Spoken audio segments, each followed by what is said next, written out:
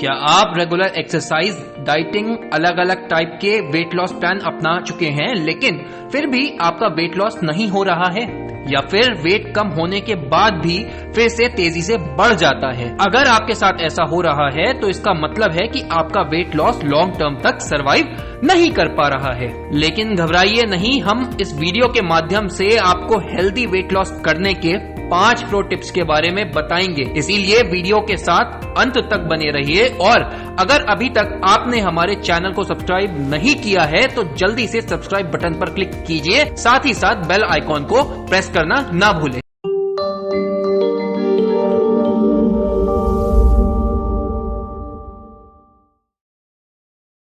WHO की एक report के अनुसार साल 2016 में 18 वर्ष और उससे अधिक उम्र के 1.9 बिलियन से अधिक वयस्क ओवरवेट पाए गए थे। और ये आंकड़ा सिर्फ एडल्ट्स तक ही सीमित नहीं है, बल्कि 2020 में 5 साल से कम उम्र के 39 मिलियन बच्चे ओवरवेट पाए गए थे। मोटापा यानी ओबेसिटी अपने आप में खतरनाक बीमारी होने के साथ साथ बहुत सारी अन्य गंभीर बीमारियों की जन्मदाता मानी जाती है, जैसे hypertension, coronary heart disease, type 2 diabetes, heart stroke आदि। ये सभी आंकड़े डरावने जरूर हैं, लेकिन अपने रूटीन में थोड़ा सा चेंज और अपने वेट लॉस शेड्यूल को एडवांस करके ओबेसिटी को प्रिवेंट किया जा सकता है।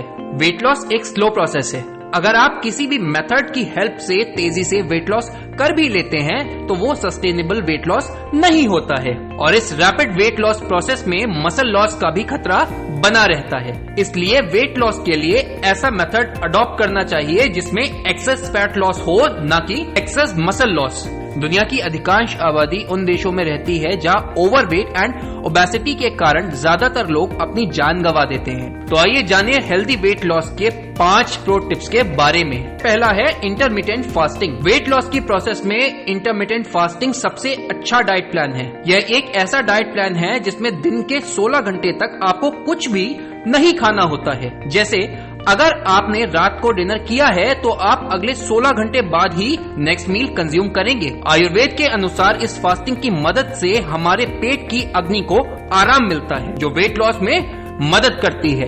इसके बाद दूसरा उपाय है healthy diet. Weight loss plan में डाइट सबसे इम्पोर्टेंट रोल प्ले करती है। हमें ये ध्यान रखना बहुत जरूरी है कि जो भी हम कंज्यूम कर रहे हैं उसमें nutrients, fibre, healthy carbohydrate, vitamin and minerals और प्रोटीन होना बेहद जरूरी है। अपनी डाइट में fruits, seasonal vegetables, whole grains and pulses, low fat milk and milk products शामिल कीजिए। इसके बाद तीसरा उपाय है कैलोरी यूटिलाइजेशन। बॉडी में वेट तब बढ़ता है जब इंटेक की गई कैलोरीज उनके एक्सपेंडिचर से ज्यादा हो जाती हैं, जो धीरे धीरे फैट का रूप ले लेती हैं, और यही फैट ओबेसिटी में कन्वर्ट हो जाता है। इसीलिए फैट को कम करने के लिए फिजिकल एक्टिविटीज को अपनी डेली लाइफ का सबसे मैंडेटरी पार्ट बनाइए, जिसमें आप stretching, walking, jogging, swimming, yoga जैसी मसल बिल्डिंग एक्सरसाइज को शामिल कीजिए। इसके बाद चौथा उपाय है हेल्दी स्लीप पैटर्न। एक healthy sleep pattern weight loss में बहुत मददगार सिद्ध होता है, क्योंकि नींद ना पूरी होने के कारण कुछ हार्मोनल चेंजेस हमारी बॉडी में होने लगते हैं, जिनके कारण भूख अधिक लगती है और इस नॉट सो रिक्वायर्ड कैलोरीज के कंजम्पशन से एक्सेस वेट गेन होने लगता है। इसके साथ साथ हेल्दी स्लीप हमारे स्ट्रेस को भी ओवरकम करने में मदद करती है। इसके बाद 5वां उपाय है पंचकर्मा और आयुर्वेदिक औषधियाँ। आयुर्वेद की सबसे कारगर चिकित्सा पद्धति पंचकर्म की मदद से वेट लॉस करने में मदद मिलती है। पंचकर्म में 5 स्टेप्स में चिकित्सा दी जाती है, जिनमें शमन और संशोधन कर्म की मदद से वेट लॉस किया जाता है। आयुर्वेदिक औषधियों में त्रिकटु, त्रिफला गुग्गुल, तरकारिष्ट, विडंगादि चूर्ण, नवक गुग्गुल, आरोग्य वर्धनी वटी और नवायस लोह आदि औषधियाँ अच्छा काम करती हैं। इनको आयुर्वेदिक चिकित्सक के परामर्श अनुसार लिया जा सकता है। इन सभी उपायों से आपको सस्टेनेबल और हेल्दी वेट लॉस करने में मदद मिलेगी। हम उम्मीद करते हैं